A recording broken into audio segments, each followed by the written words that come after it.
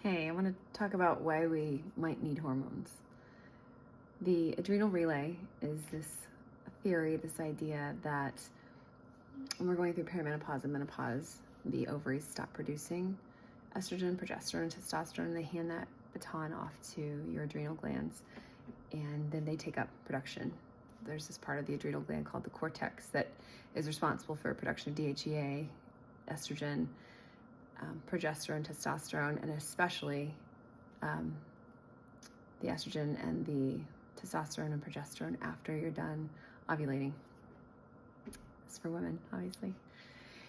But what doesn't get talked about enough is why the adrenals, so what happens, the adrenals are fatigued or they're underproductive. And so when the baton gets handed from the ovaries to the adrenals are like, that is not going to happen.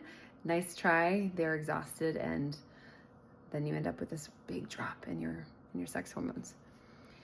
And so then people are like, well, there's criticisms of HRT and people don't necessarily understand. They're like, well, why don't I need it? And people saying, oh, you don't need to raw dog it. And, or why do I need it? And I talk about this a lot, that the world's just not made for us. I mean, I want people to understand that we live in a state of chronic nervous system dysregulation. We live in chronic fight-flight.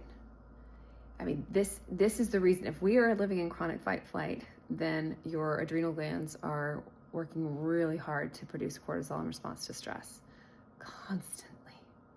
And so instead of staying in like a parasympathetic state, the rest and digest state that allows your body to produce the hormones, your brain communicates with the rest of your body, your endocrine glands, to produce healthy levels of hormone that regulate your metabolism and your joy and bone density and softness of your blood vessels.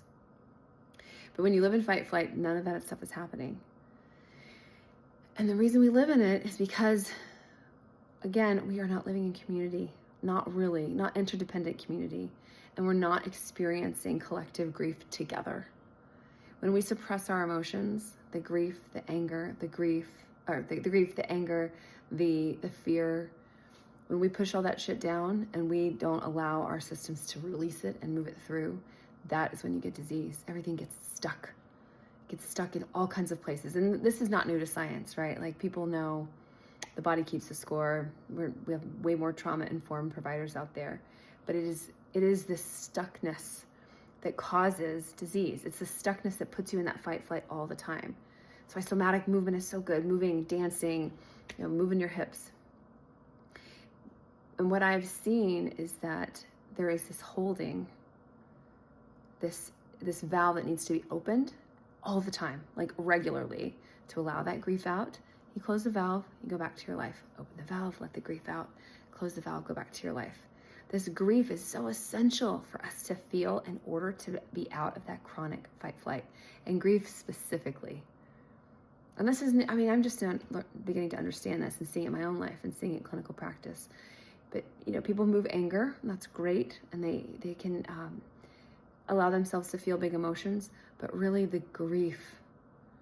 And Francis Weller talks about this at the 5 Gateways of Grief in his book, The Wild Edge of Sorrow.